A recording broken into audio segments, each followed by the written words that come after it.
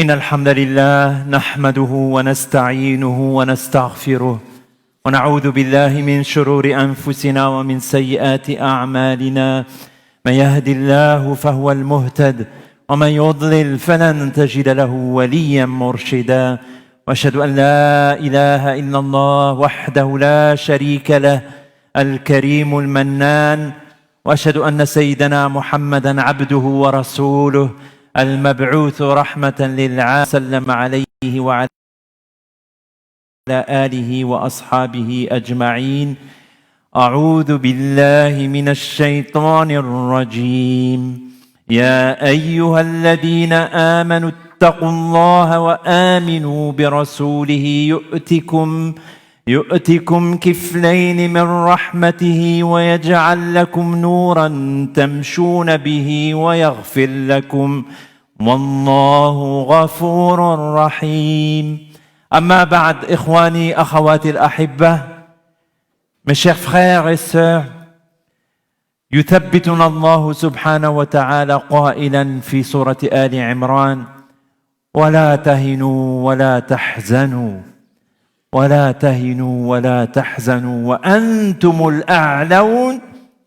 وأنتم الأعلون إن كنتم مؤمنين. Allah subhanahu wa ta'ala raffermit et rassure les croyants par ce verset: ne vous découragez pas, ne vous affligez pas, ne vous attristez pas, car Allah vous élèvera si vous êtes des vrais croyants. ولمن يتساءل من هم هؤلاء المؤمنين يصفهم سبحانه في بداية سورة المؤمنين: قد أفلح المؤمنون الذين هم في صلاتهم خاشعون والذين هم عن اللغو معرضون والذين هم للزكاة فاعلون والذين هم لفروجهم حافظون إلا على أزواجهم أو ما ملكت أيمانهم فإنهم غير ملومين فمن ابتغى وراء ذلك فأولئك هم العادون والذين هم لأماناتهم وعهدهم راعون والذين هم على صلواتهم يحافظون أولئك هم الوارثون الذين يرثون الفردوس هم فيها خالدون إن شاء الله. Et pour celui qui se pose la question: qui sont ces vrais croyants qu'Allah élèvera ou élève?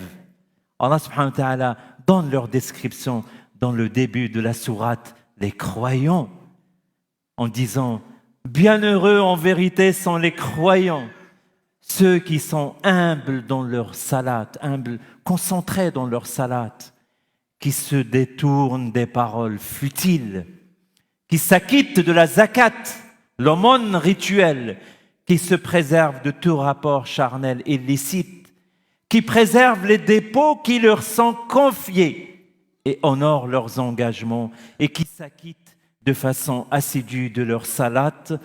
Ce sont ceux-là les véritables héritiers qui hériteront le paradis du Firdaus pour y demeurer éternellement. Allahumma ja'alna minhum ya Rabb wa adkhilna jannat al-Firdaus. Qu'Allah nous accorde d'en faire partie et nous fasse demeurer au paradis du Firdaus. قال صلى الله عليه وسلم: اضمنوا لي ستا من أنفسكم أضمن لكم الجنة اصدقوا إذا حدثتم وأوفوا إذا وعدتم وأدوا إذا أؤتمنتم واحفظوا فروجكم وغضوا أبصاركم وكفوا أيديكم. Le messager sallallahu alayhi wa sallam dit aussi: garantissez-moi 6 choses de votre part et je veux garantir le paradis. Soyez véridiques lorsque vous parlez. Ne manquez pas à vos promesses lorsque vous promettez. Rendez ce qui vous a été confié. Préservez-vous de tout rapport illicite, interdit. Baissez le regard quand il le faut et ne causez pas de tort aux gens, aux autres.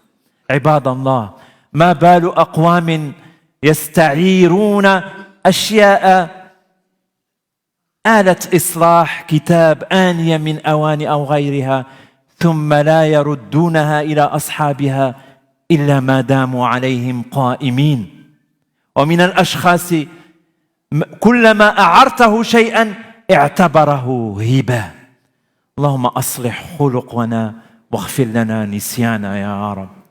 Pourquoi certains empruntent des choses sans jamais les rendre à leurs propriétaires qui leur ont rendu un grand service, des outils de bricolage, des livres, des ustensiles de cuisine, etc. Il y en a même qui sont champions en la matière. Chaque fois qu'on lui prête quelque chose, il la considère comme un don. Il ne la rendra que si on ne cesse pas de l'interpeller avec insistance. Des fois, c'est fatigant. Qu'Allah nous corrige notre comportement et nous pardonne, nous oublie. نفس الشيء يعاني منه الكثير منا عندما نقرض بعض الأشخاص فيتعبوننا. هذه هي خصال المسلمين المؤمنين. يقول صلى الله عليه وسلم: من أخذ أموال الناس أي سلفا أو قرضا من أخذ أموال الناس يريد أداءها أدى الله عنه ومن أخذها يريد إتلافها أتلفه الله. وقال صلى الله عليه وسلم: يغفر الله للشهيد كل ذنب إلا الدين. Le même phénomène fatigant de relance est à fournir lorsqu'on prête de l'argent à certains. Ils ont le moyen de rembourser, mais sont-ils des musulmans croyants ou simplement des musulmans d'aspect et la foi n'a toujours pas pénétré leur cœur? Le messager sallallahu alayhi wa sallam a dit: celui qui emprunte l'argent en ayant l'intention de le rendre, Allah l'aidera à rembourser, tandis que celui qui l'emprunte avec l'intention de le dilapider, de le gaspiller, Allah le mènera à sa perte. Le messager sallallahu alayhi wa sallam nous informe aussi qu'Allah pardonne tous les péchés du martyr qui est mort dans le sentier d'Allah, sauf une chose, sauf les dettes, ses dettes. Allahumma na'udhu bika min ghalabati ad-dayn, qu'Allah nous préserve d'avoir recours aux dettes et nous préserve de la lourdeur des dettes. Ibadallah, al-kathiru yastahinu bil-wu'ud. والله سبحانه وتعالى يقول: وأوفوا بالعهد إن العهد كان مسؤولا. ويقول سبحانه: يا أيها الذين آمنوا أوفوا بالعقود. Beaucoup sous-estiment la valeur des engagements pris, de la parole donnée, alors qu'Allah nous exhorte en disant: et respectez votre engagement, car on sera interrogé au sujet de ces engagements. Dans un autre verset, Allah nous dit: ô croyants, respectez fidèlement vos engagements. يقول سبحانه وتعالى: واذكر في الكتاب إسماعيل إنه كان صادق الوعد وكان رسولا نبيا. الإمام القرطبي يعلق على هذه الآية في تفسيره: صدق الوعد من خلق النبيين والمرسلين وخلافه من أخلاق الفاسقين والمنافقين. Allah subhanahu wa ta'ala nous dit, rappelle aussi l'histoire d'Ismaël telle qu'elle est citée dans le Coran. Il était fidèle à ses promesses, il était un messager et un prophète. L'imam al-Qurtubi, en commentant ce verset dans son exégèse, écrit que tenir sa parole fait partie de la haute moralité des messagers et que son contraire fait partie des défauts des grands pécheurs et des hypocrites.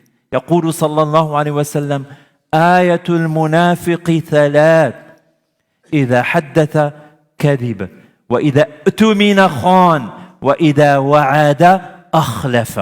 Le messager sallallahu alayhi wa sallam dit: les signes distinctifs de l'hypocrite sont au nombre de 3. Lorsqu'il parle, il ment.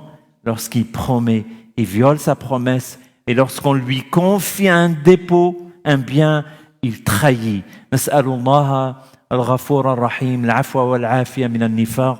Qu'Allah nous pardonne et nous préserve de l'hypocrisie. أقول قولي هذا وأستغفر الله لي ولكم ولسائر المسلمين فاستغفروه إنه هو التواب الرحيم.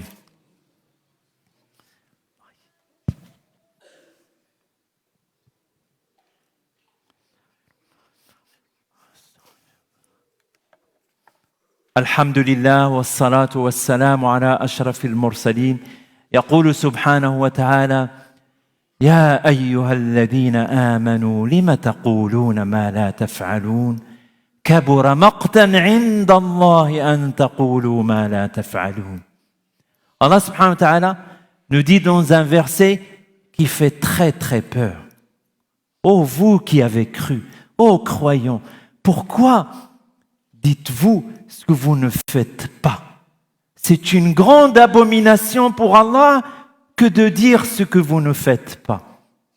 ويقول أحد الشعراء إذا قلت في شيء نعم فأتمه فإن نعم دين على الحر واجب وإلا فقل لا تسترح وترح بها لئلا يقول الناس إنك كاذب.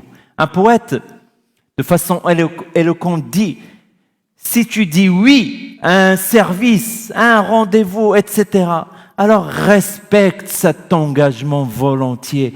Car dire oui est un engagement obligatoire. Sinon, dis non. Ne prends pas cet engagement. Ça sera mieux pour toi et encore plus pour les autres.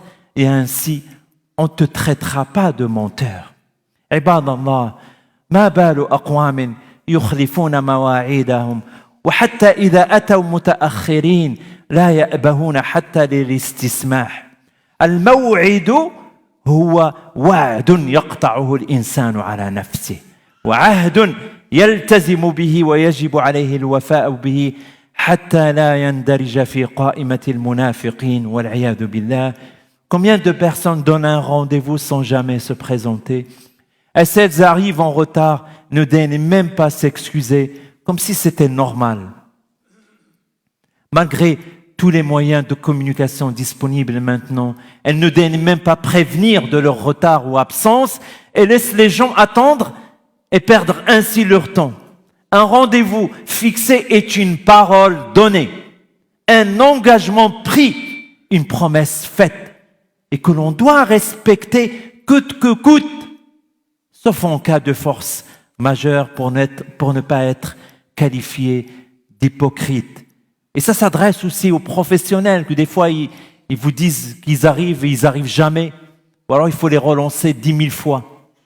يقول صلى الله عليه وسلم 4 خلال من كن فيه كان منافقا خالصا إذا حدث كذب وإذا وعد أخلف وإذا عاهد غدر وإذا خاصم فجر ومن كانت فيه خصلة منهن كانت فيه خصلة من النفاق حتى يدعها دائما باب التوبة مفتوح والحمد لله.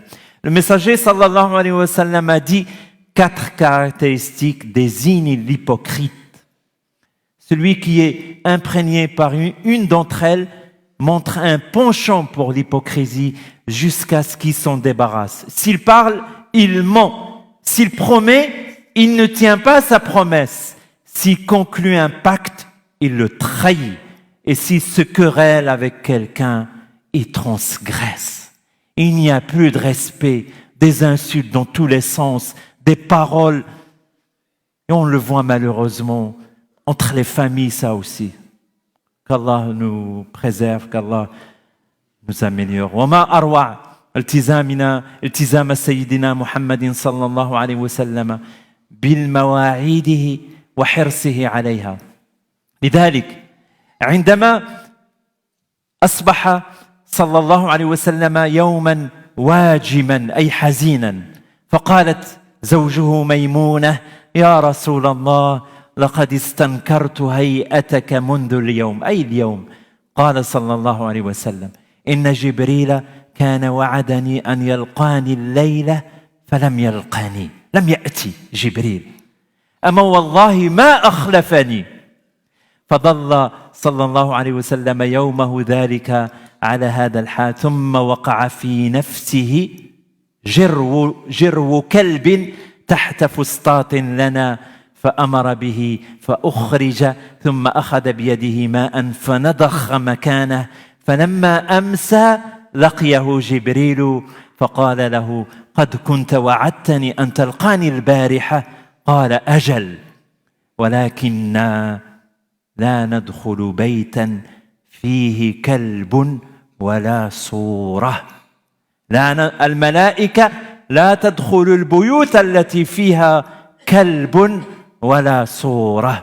Le messager sallallahu alayhi wa sallam faisait attention à ses engagements et ses rendez-vous. Un matin, il s'est réveillé avec l'humeur triste. Son épouse Maïmouna lui dit alors au messager d'Allah, « Je ne te reconnais pas aujourd'hui, tu n'es pas dans ton état normal. » Il lui répondit, « Jibril avait promis de me rendre visite cette nuit, mais il ne s'est pas présenté alors qu'il a toujours respecté ce rendez-vous. » Le messager sallallahu alayhi wa sallam est resté dans cet état jusqu'à ce qu'il suspecte que la raison est peut-être ce chiot sous une petite tente à la maison. Il l'a fait sortir et a aspergé l'endroit d'eau. Le soir venu, Jibril vint à lui et le prophète sallallahu alayhi wa sallam lui dit alors « Tu m'avais promis de venir hier soir » et il répondit « Oui, mais nous les anges n'entrons pas dans une maison où il y a un chien ou une image. » Une image, les savants ne s'accordent pas. Qu'est-ce qu'on considère comme une image? Est-ce que ce sont les statues ou les photos où il y a des yeux? Mais pour sortir de tout ça, on n'a pas besoin d'accrocher des photos dans les murs. Pour sortir pour éviter l'ambiguïté. اللهم وفقنا لصالح القول والعمل اللهم أصلحنا وأصلح بنا اللهم اهدنا واهد بنا اللهم تقبل منا إنك أنت السميع العليم اللهم ألف بين قلوبنا وآخي فيما بيننا واجمع شملنا اللهم آت أنفسنا تقواها وزكها أنت خير من زكاها أنت وليها ومولاها اللهم اشف مرضانا وارحم موتانا اللهم انصر المستضعفين في العالم كله ربنا اغفر لنا ولإخواننا الذين سبقونا بالإيمان ولا تجعل في قلوبنا غلا للذين آمنوا ربنا إنك رؤوف رحيم والحمد لله رب العالمين.